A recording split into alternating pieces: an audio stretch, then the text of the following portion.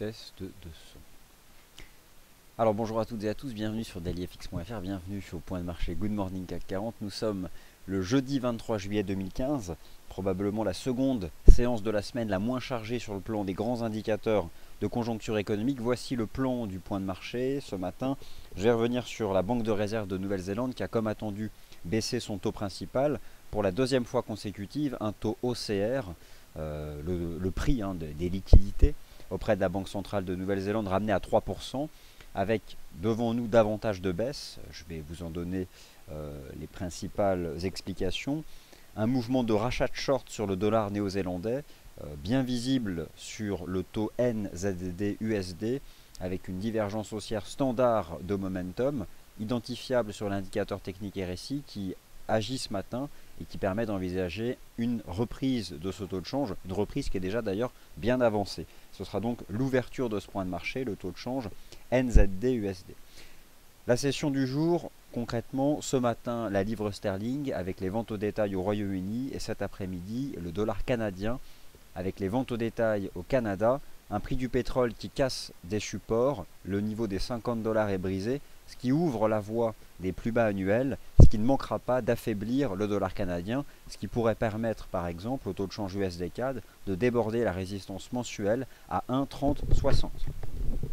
Voilà donc pour l'introduction, les marchés actions de la zone euro qui continuent de temporiser, mais une consolidation finalement saine pour le mouvement haussier de fond, très peu ample, mais qui n'est probablement pas terminé. On est plus ou moins dans des ranges, tout en haut du mât haussier après 9 séances consécutives de hausse. Je vais revenir là-dessus à l'aide des graphiques intraday. Avant cela, prenez connaissance de l'avertissement sur les risques liés au trading, il est sous vos yeux depuis quelques instants, donc voilà, il y a quelques lignes à lire, je vous invite à le lire. Avant de commencer le point de marché, je vous invite dès demain à être très nombreuses et nombreux en salle de trading, puisque nous recevons 4 membres actifs du forum DailyFX, entre autres. Toute la journée demain, la salle de marché dailyfx.fr, là où vous êtes actuellement, s'ouvre donc aux membres du forum, certains que vous connaissez, comme Philérix, entre autres, et d'autres, qui seront présentés aujourd'hui à travers un article qui sera rédigé sur le site dailyfx.fr, qui présentera donc cette journée et les 4 membres qui seront invités demain. Le taux de change NZD-USD. La Banque centrale de Nouvelle-Zélande a donc abaissé son taux principal. Je vais vous montrer ici le site de la Banque de réserve de Nouvelle-Zélande, avec une page qui est très bien faite sur ce site, puisqu'elle donne concrètement l'historique de l'évolution du taux d'intérêt principal de la Banque centrale. Le taux OCR, c'est l'équivalent du taux de refinancement auprès de la Banque centrale européenne. Vous avez donc sous les yeux un tableau du taux officiel, le prix officiel des liquidités lorsqu'une banque privée néo-zélandaise s'adresse à la Banque centrale. Voici donc l'historique complet du taux d'intérêt de la Banque centrale de Nouvelle-Zélande. Depuis 2 réunions consécutives, la Banque centrale de Nouvelle-Zélande baisse ses taux. Moins 0,25 le 11 juin, moins 0,25 le 23 juillet. En réalité, la Banque centrale de Nouvelle-Zélande est en train simplement d'effacer les 4 hausses consécutives de ces taux qu'elle avait réalisées au premier trimestre 2014. Alors, ce qu'a dit hier en substance le gouverneur de la Banque de réserve de Nouvelle-Zélande, c'est que cela appelle à davantage de baisses de taux, probablement encore une ou deux, en lien direct avec le ralentissement économique en Chine et surtout, et c'est ce qui a été mentionné assez largement dans le compte-rendu de politique monétaire rendu public hier, le prix des matières premières à l'export pèse sur les perspectives de revenus et d'évolution générale des prix en Nouvelle-Zélande. Alors quand bien même il y a toujours des tensions du côté des prix de l'immobilier résidentiel, ça n'équilibre pas la baisse du prix des matières premières, avec par exemple encore hier la cassure du support à 50 $ sur le contrat US Oil. Tout ça pour dire que la tendance baissière du NZD-USD, elle n'est pas terminée à moyen terme, je pense. Par contre, à court terme, on temporise. Que nous dit l'analyse technique sur le taux de change NZD-USD? Alors une divergence haussière standard de RSI, parfaite, 2 creux ascendants en zone de survente, cassure du sommet qui sépare les 2 creux, donc ça c'est fait. D'ailleurs, lorsque j'étudie plus en détail l'indicateur technique RSI, on a cassé aussi cette oblique ici de résistance sur l'indicateur technique RSI. À cela s'ajoute un dollar US qui temporise qui reste plat finalement en dépit hier des bons chiffres de l'immobilier. C'est surtout visible sur le GBP USD, et ça je vais en parler largement du GBP USD, puisqu'hier les minutes de la Banque d'Angleterre ont permis à nouveau de défendre le scénario d'un relèvement du taux d'intérêt principal de la Banque d'Angleterre d'ici la fin d'année.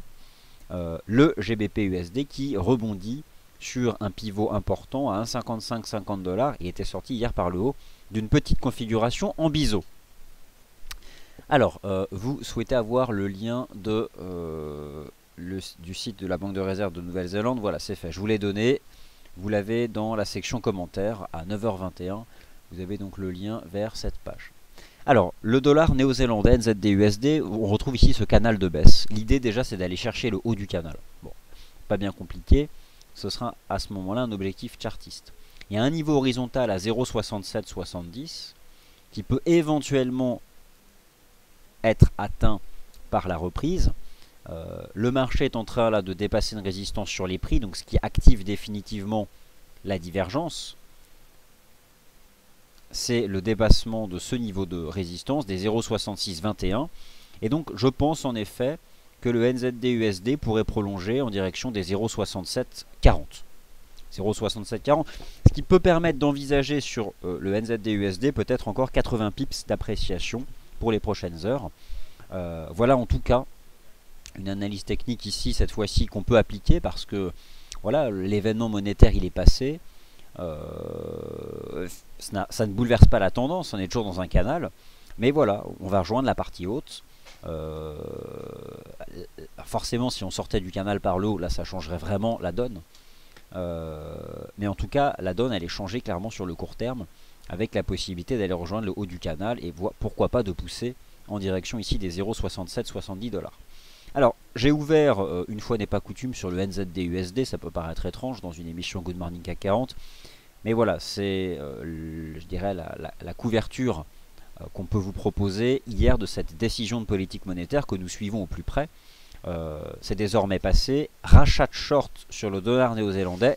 Le NZD-USD c'est boule et ça peut encore progresser d'environ 80 pips. À cette anticipation haussière de rebond technique donc sur le taux de change NZD-USD s'ajoute une temporisation latérale du dollar américain. Dollar américain qui finalement reste positionné sous ses sommets du 1er juin. Bon, ça s'aplatit, c'est neutre. Donc c'est un facteur neutre. Et étant donné qu'il y a des rachats de short sur le dollar néo-zélandais, eh bien là, cela soutient donc le scénario de rebond du taux NZD-USD. Voilà donc ce que je pouvais vous dire. Il n'y a pas aujourd'hui de statistiques américaines majeures. Alors justement, le calendrier économique aujourd'hui, qu'est-ce qui va bouger? Vous avez sous les yeux le calendrier économique d'LIFX en date du jeudi 23 juillet. Donc la nuit dernière, la RBNZ à 23 h, ça s'est passé. 1h50 du matin, des statistiques liées au commerce extérieur du Japon. Puis un indice de confiance du milieu des affaires en Australie. Une statistique vraiment de troisième rang, hein, presque. Donc les choses sérieuses commencent à 10h30. À 10h30, la publication des ventes au détail au Royaume-Uni. Alors ce que je vous propose, c'est de revenir assez largement sur cette livre sterling, puisqu'il y avait cette semaine de nombreux déterminants. Je vais bientôt basculer sur des charts intraday, rassurez-vous, mais je tiens à vous montrer quelques graphiques de court terme, daily pour la trame de fond. Le GBP USD c'est boule. On est sorti par le haut d'un wedge. Je pense qu'on peut au moins remettre cette jambe de hausse. Moi je vais vous donner une target sur le câble. Alors déjà, le GBP USD c'est l'équilibre des forces, je le répète souvent, entre les deux monnaies les plus fortes. Un pivot, regardez, c'est juste parfait. La propreté du pivot horizontal des 1,5550.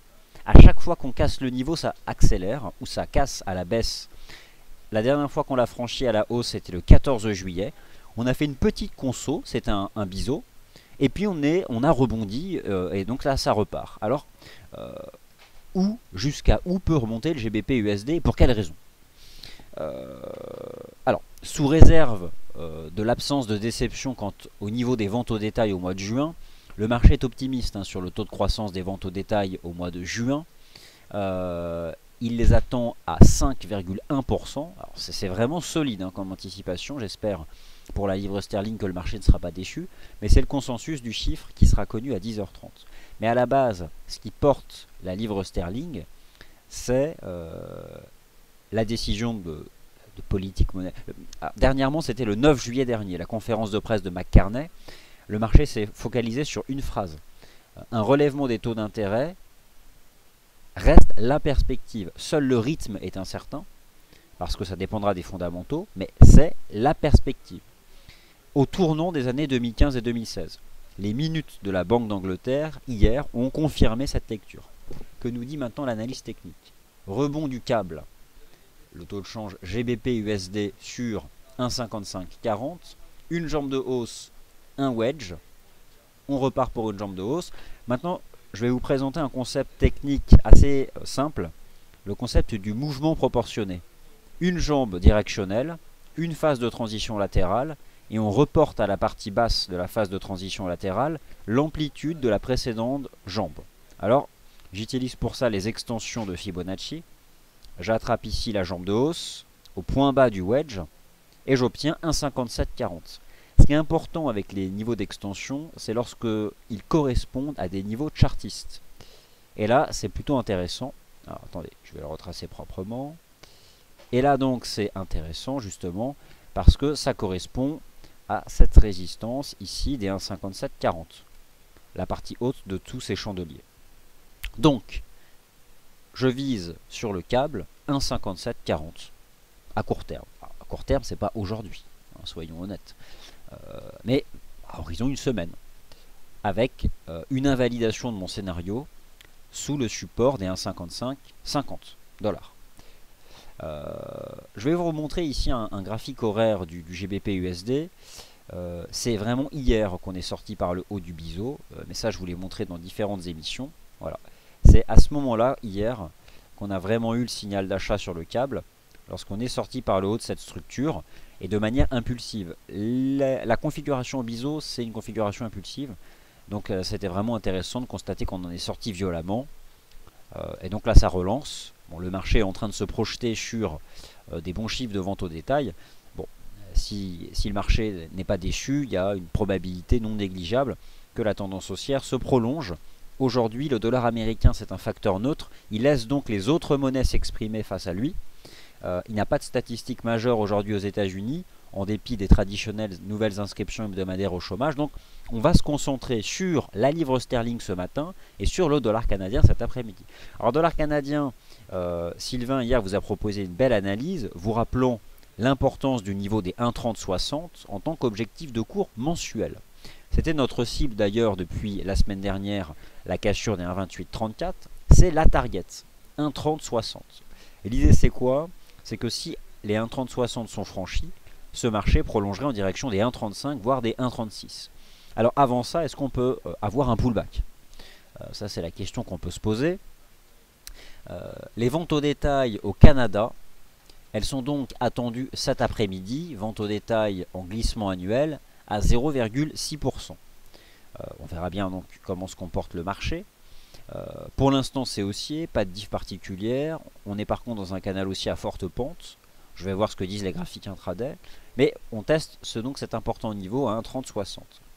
Quelque chose qui milite à terme en faveur de davantage de hausse de l'USD CAD, du GBP CAD, et le GBP CAD je vais revenir dessus parce que ça doit être il doit être en forme aussi.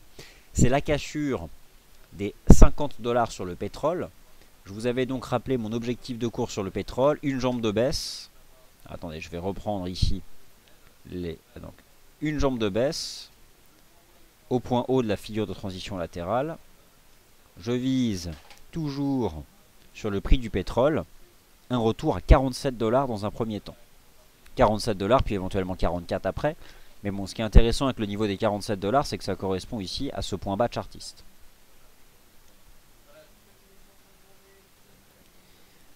Alors, maintenant, laissez-moi revenir sur quelques indices boursiers en données journalières et puis je bascule sur les charts intraday. Je vais revenir moi sur l'approche héliotiste de l'indice CAC 40 en prenant vraiment du recul. Je vais revenir sur les 6 derniers mois. Une vague 1 au dernier trimestre 2014. Une 2 en fin d'année dernière. Une 3 premier trimestre 2015, la plus forte, classique. Une 4 sous la forme d'un canal de baisse. Le risque de Grexit. Une sortie par le haut de ce canal, on engage la 5. le temps numéro 1 a été fait de manière impulsive, avec plusieurs séances consécutives de hausse et 14% de reprise. On est dans le temps numéro 2 de la vague 5, ce que j'appelle la 5-2. C'est une vague qui retrace la forte hausse qui a commencé le 8 juillet. Alors, j'applique donc bêtement un ratio de retracement. Vu la force de la 1, dans le pire des cas, on la retracera à 50%.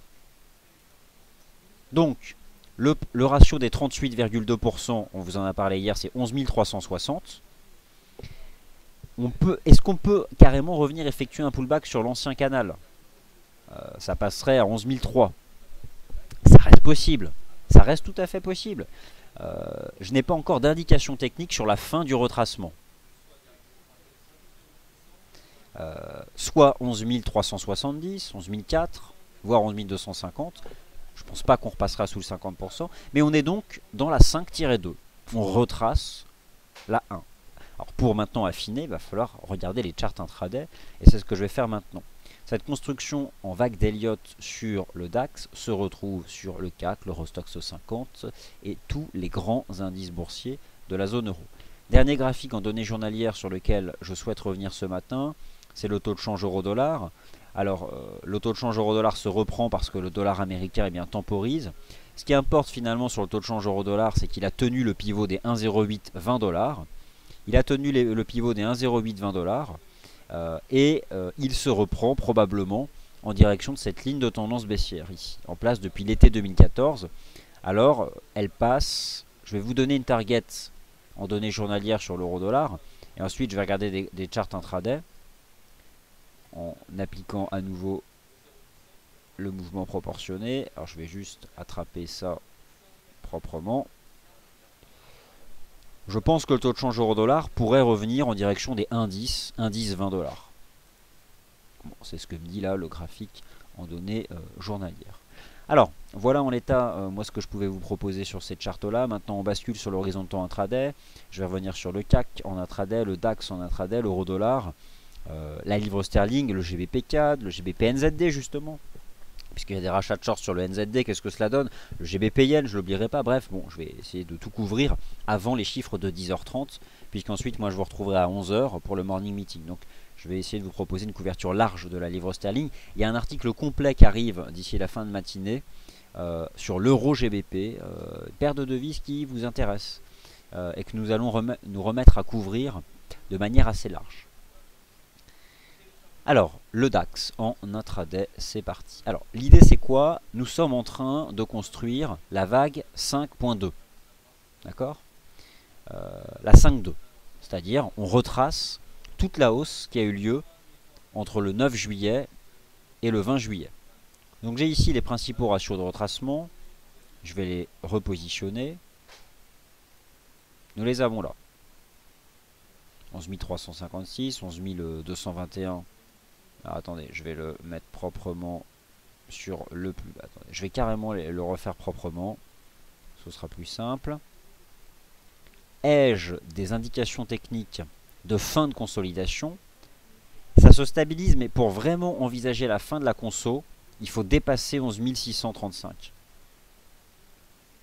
Donc, je positionne les ratios. Attendez, j'ai pas pris le bon outil, décidément. Voilà, les retracements. Oh, pas vrai ça. Voilà. Voilà, on y voit plus clair. Impeccable. Je retire ça. On passe en large. Voilà. Ok. Donc c'est ça. On est dans ce processus de retracement. Une vague corrective, généralement c'est en 3 temps. Pour l'instant, c'est vrai qu'on n'en a fait qu'un seul. Sous 11 635, hein, vous constatez d'ailleurs que la résistance agit, 11 630, 11 635. Il n'y a pas encore suffisamment d'éléments pour dire que la conso est terminée.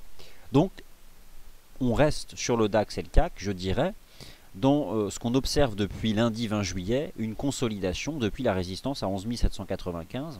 On retrace une partie qui n'est pas très importante de toute la hausse entre 10 650 et 11 795. Donc ça reste neutre à court terme entre 11 480 et 11 635. Si vraiment on refranchit 11 635, là on pourra redéfendre eh bien, le redémarrage du temps 3 de la 5, la 5-3. Alors, si les vagues d'Elliott ça vous intéresse, je pense que la semaine prochaine je vais vous reproposer, ça fait longtemps, un webinaire d'initiation aux vagues d'Elliott pour comprendre concrètement de quoi on parle. Et surtout, c'est un webinaire qui va se concentrer sur les ratios de Fibonacci. Avec beaucoup de détails sur les ratios de retracement et les ratios d'extension, comment ça marche, quels sont les ratios les plus probables. Je vais vous reproposer ce webinaire que j'avais organisé la dernière fois, il y a plusieurs mois. Je vais essayer de le mettre à jour, de le faire un peu évoluer et je vous le proposerai la semaine prochaine. Mais en l'état, pour l'instant, on reste donc dans un retracement de cette forte reprise impulsive du milieu du mois de juillet et à très court terme parfaitement neutre entre 11,80 et 11,635. Alors cette construction technique elle est à peu près similaire sur notre ami le FRA 40. Je vais attraper justement ici toute cette première vague impulsive. Alors ce qui est intéressant sur le CAC c'est qu'on était aussi sorti par le haut de ce canal. Est-ce qu'on peut carrément aller faire un pullback sur le canal? Ça nous ramènerait à 5020. On va voir ce que nous disent justement les ratios de retracement. Je vais laisser le 50, le 23,6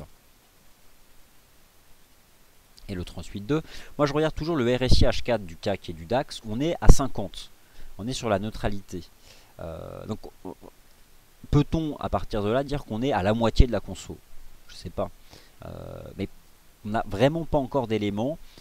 Je dirais que tant que le DAX est sous 11 630 et le CAC sous 5120, on est encore en conso. Si le DAX redépasse 11 630 et si le CAC redépasse 5120, oui là la conso sera terminée. Donc voilà, pour l'instant ce que l'on peut dire, nous sommes donc dans une phase de consolidation sur les marchés actions européens. J'ai choisi volontairement ce matin un titre qui résume mon propos, une pause salutaire dans la construction de fonds haussière. C'était pas pour le rime, hein, mais une pause salutaire, elle est bienvenue. Ça aurait été très néfaste de continuer à monter en ligne droite. Réjouissez-vous de ce que font les marchés actions depuis lundi. Sérieusement, si votre anticipation c'est de revoir un jour le CAC à 5200 ou à 5250, réjouissez-vous de ce qu'il fait et accordez-lui encore du temps. Du temps pour retracer. Il faut un retracement, quoi. C'est très sain. Enfin, en tout cas lorsqu'on utilise l'analyse technique. Vous pourrez recroire à un CAC et un DAX repartir à la hausse si on franchit des résistances. Et donc moi j'ai 11 630 sur le DAX et 5120 sur le CAC. Regardez en plus ce matin 11 630 c'est juste parfait. Donc voilà. Alors je vais quand même aller en intraday sur le NZD USD puisque je vois que ça accélère sérieusement. Alors là c'est mon graphique H1. Donc je vais vous remettre la trame principale. Hein. Alors la DIM on la retrouve ici en H1 mais elle est surtout sur un graphique daily. L'idée c'est quoi? Voilà. On fonce en direction du haut de canal. Je vous ai donné tout à l'heure le niveau du haut de canal c'est 0,6720. Là on est en train de déborder de nombreux niveaux. Regardez en intraday sur le NZD USD on fait une épaule tête épaule inversée de continuation. Alors jusqu'où cela peut nous mener sur le NZD USD? Je vais vous calculer tout de suite l'objectif théorique de l'épaule tête épaule inversée de continuation. Alors hop, j'attrape ça au point de cassure. Allez, un bon 0,6710.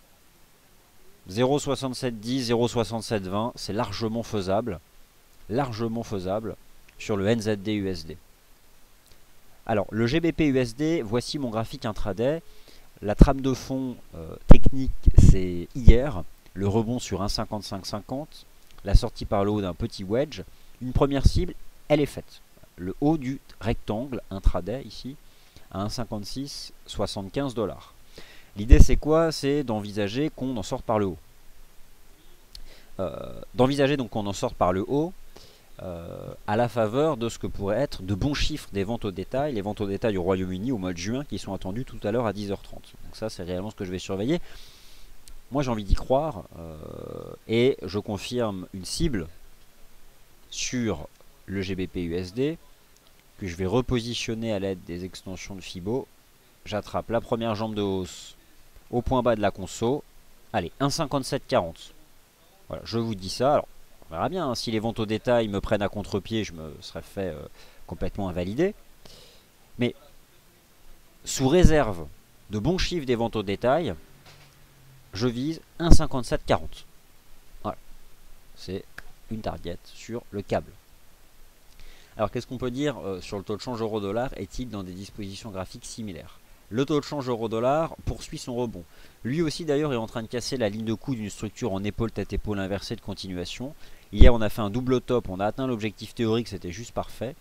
Alors c'est pas mal hein, ce que fait l'euro-dollar.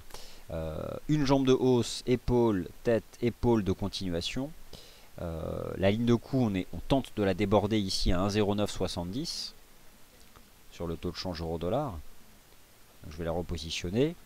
L'idée, c'est probablement de revenir chercher cette ligne de tendance. Je vais tenter de vous donner des objectifs de cours de plein de façons. Alors déjà, la première jambe de hausse. Attendez, on va faire ça proprement. Et on va voir quel est le niveau qui revient plusieurs fois. La première jambe de hausse. Ah, décidément, j'aimerais bien la prendre correctement. Voilà. Au point bas de la conso. Donc, je laisse le 1 pour 1. Ok. Maintenant, l'objectif théorique de l'épaule tête-épaule de continuation. Si j'arrive à l'attraper proprement. Voilà. Hop. Je laisse le 0,618 et le 1. Et enfin, un retracement de la dernière jambe de baisse. Ce sera complet comme ça. Vous aurez tout ce qu'il faut. Et l'idée, c'est de regarder. Là, je combine 2 extensions et 3 retracements. On va se concentrer sur le niveau de prix que l'on retrouve plusieurs fois. C'est ça l'objectif. C'est une des bases de la théorie des vagues d'Elliott. On projette plusieurs possibilités et il y a parfois un niveau que l'on retrouvera plusieurs fois. Alors, quel est-il? C'est généralement celui qu'on pourra viser avec plus de conviction. Il s'agit de la zone. Alors, le niveau propre, c'est 1,1025. 1,1015. Allez, taux de change euro-dollar, on peut viser 1,1015. Voilà, on va dire 1,1020 $. Voilà. 1,1020 $ sur le taux de change euro-dollar par rapport à cette approche en extension, en retracement. C'est vraiment cette grosse zone.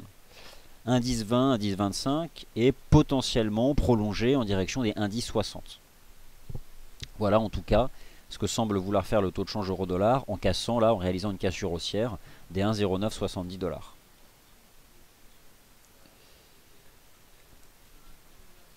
Donc l'euro-dollar donne vraiment un signal d'achat court terme. Par contre le GBP-USD, c'était hier un signal pour viser 1,5675. Maintenant 1,5675, c'est une résistance qui peut être franchie, mais bon, il va falloir que le marché ne soit pas déçu. On attend un taux de croissance des ventes au détail de 5,1%. J'espère que le marché ne sera pas déçu. L'USD Yen.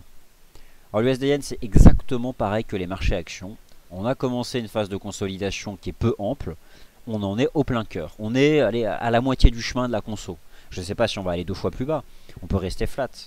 Mais c'est pas le moment n'est pas venu de se précipiter à l'achat sur le CAC, le DAX et l'USD Yen, sauf si on franchit les résistances.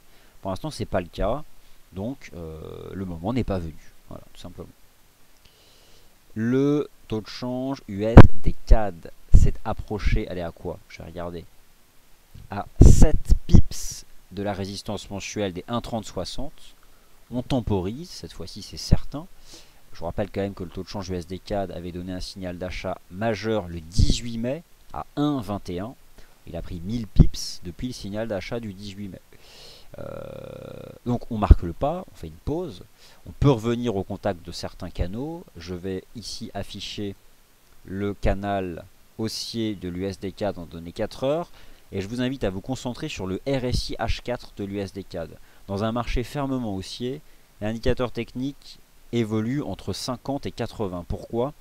Parce que l'axe des ordonnées sur le RSI correspond au rapport relatif sur la période entre les variations haussières et les variations baissières.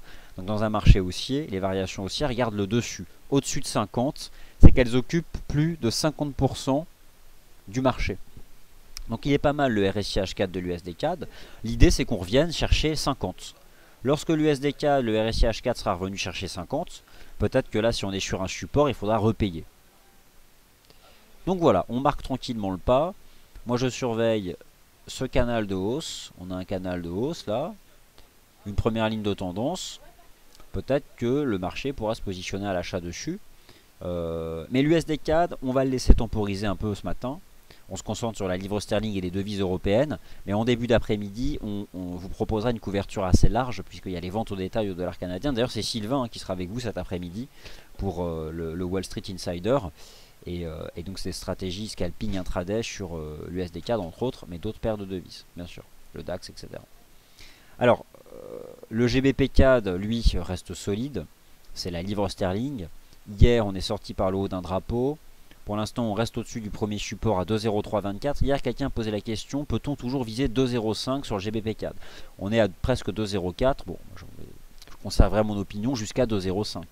2,05, c'est une résistance mensuelle. Ça correspond un peu au 1,3060 du taux USD CAD. Donc oui, on peut toujours viser 2,05 sur l'USD CAD. Sur le GBP CAD, pardon. Once d'or, rebond technique. Divergence haussière, rebond technique, le dollar US temporise. Intraday, c'est bien, il était temps. Où peut rebondir l'once d'or et quelle est la résistance à long terme pour le shorter? Alors déjà, on a en H4 une belle div. Elle est là, hein, elle est propre et elle est validée. La div haussière de XAU USD, c'est comme celle du NZD USD. Donc on rebondit, on sort par le haut d'un canal, ok. Maintenant, vers où va-t-on rebondir? Il y a plusieurs possibilités, 1110, éventuellement 1120. Eh bien, je pense qu'à 1120, on pourra re-shorter. Alors, on verra bien où on sera à ce moment-là, le RSI, comment seront un peu les choses. Mais de toute façon, à la base, l'once d'or a donné un signal de vente en cassant les plus bas de 2014 à 1130.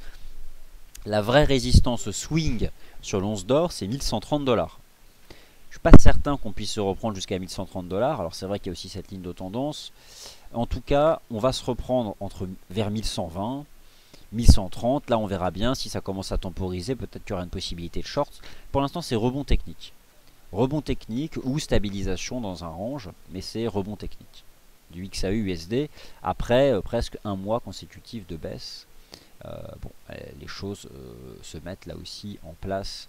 Je dirais que le mouvement garde une nature construite et tant mieux. Réellement tant mieux.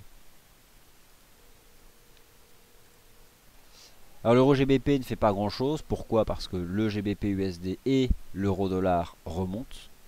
Donc situation globalement neutre sur l'euro GBP.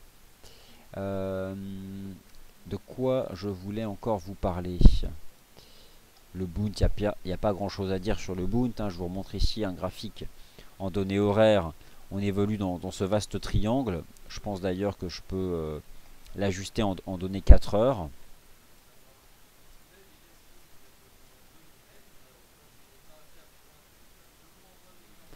Voilà dans quoi nous sommes sur le prix du Bund. Donc ça s'est stabilisé. On est dans un range.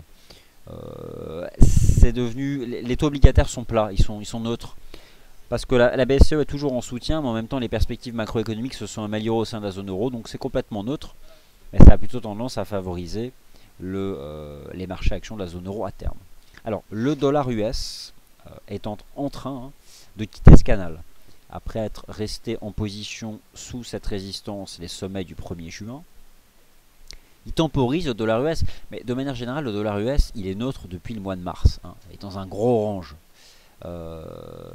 Depuis le 18 juin, on est dans une phase de hausse portée par un canal. Si on en sort, ça devient neutre, tout simplement neutre. Alors à court terme, c'est baissier, le dollar US. Mais je ne m'attends pas non plus à une chute en ligne droite. C'est une petite conso. On casse cette ligne de tendance, on est sous la résistance. Mais ce qui permet en tout cas à ce scénario euro-dollar de se prolonger. Je vous redonne la cible, indice 20 $. On fait un énorme marabozu en données horaires. Là, je pense qu'on aura un marabozu parce que la clôture horaire, c'est dans 10 minutes. Donc on a un vrai chandelier de tête-épaule inversée, quoi. Épaule, tête, épaule inversée, c'est propre. La target, 1,1025. Impec. Pas grand chose à dire ici sur ce taux de change euro-dollar.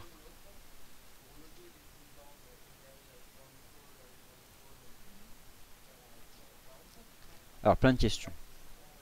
Allez, c'est parti. Dites tous bonjour. Ok. Alors, la page de la RBNZ, je vous l'ai donnée. Il y a beaucoup de questions sur le NZD USD, donc je pense avoir pas mal répondu, mais je vais éventuellement redonner mon propos. Rebond en direction des 0,6720 haut de canal. Div Daily, je vous la remontre. À peine active, il y a du potentiel. 0,6720, voire, je ne vais pas m'emballer, 0,6770. Mais déjà un 0,6720.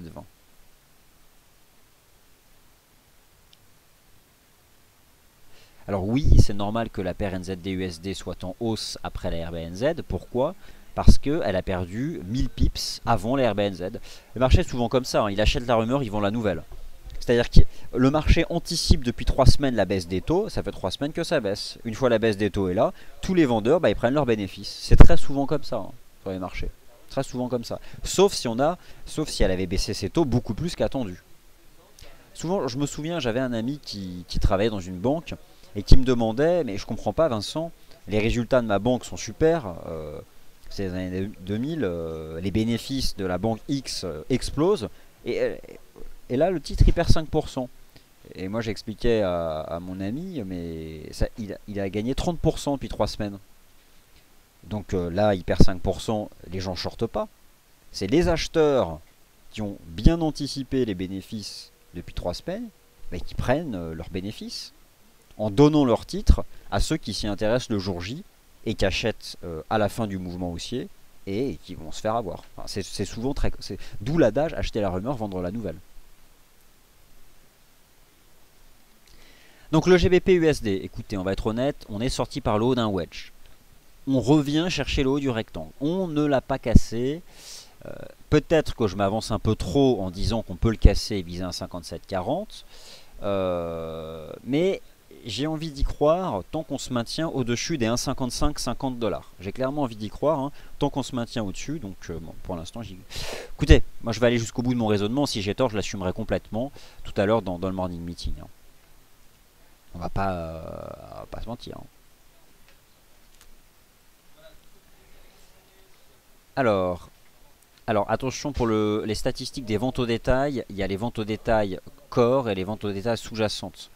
Donc il faut faire à ce moment-là attention. Alors le GBP NZD, ok, donc le GBP NZD. Donc je regarde tout, hein, je regarde tout. Le DAX, j'ai déjà répondu. Les Fibonacci, je ferai un webinaire la semaine prochaine. Vous voulez le GBP NZD et est-ce que l'euro-dollar peut aller à 1,1020? Alors ça c'est tout un tas de questions qui sont posées depuis 15-20 minutes. Je pense les avoir déjà évoquées. Je vais simplement revenir sur le GBP NZD. C'est important parce qu'hier, quel a été mon propos sur le GBP NZD? Honnêtement, si hier vous avez suivi toutes les émissions, l'achat du pullback durant la session asiatique, et mon propos a été de dire qu'il fallait être liquide avant la Banque centrale. J'avais 7 objectifs en ligne de mire. 2,3832. Avant la Banque centrale, on a fait une shooting star sous l'objectif. Maintenant, voilà, la question que vous vous posez. Peut-on réacheter le niveau? Au premier test, on a toujours une conviction forte. Ce que j'appelle le premier test. On repère le niveau à un stade précoce. Donc, on était ici, on avait positionné le retracement et le niveau horizontal. On repérait la zone. Le premier test, j'avais une conviction forte. Le marché revient dessus. Deuxième test. À terme, ça peut faire un double bottom. J'ai malgré tout moins de conviction, mais si votre question est de savoir peut-on à nouveau acheter le niveau, la réponse est oui. Pourquoi? Parce qu'en termes de risque financier, on met toujours le stop sous le 50% de retracement, 2,3363. Donc là, le risque financier est limité. J'ai donc moins de conviction, mais on peut toujours utiliser cette zone de support pour gérer son risque financier en mettant le stop sous 2,3360. Si ça casse avec les mauvais chiffres britanniques ou le rebond trop fort du NZD, le risque sera limité, la position sera stoppée, c'est un fait. Mais en utilisant l'analyse technique, on peut toujours chercher à exploiter ce niveau. On pourrait envisager un range. Donc on peut acheter dans le bas du range. Bon, c'est pas donc c'est pas stupide hein, de vouloir à nouveau s'intéresser au niveau du GBP USD.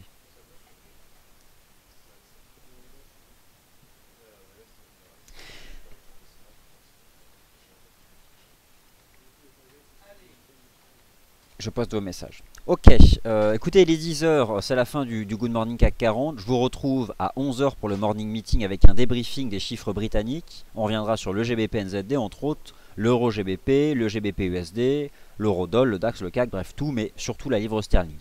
Donc à tout à l'heure 11 heures, je compte sur votre présence et je vous en remercie. Et d'ici là, donc portez-vous bien et soyez attentifs aux chiffres de 10h30. Merci beaucoup.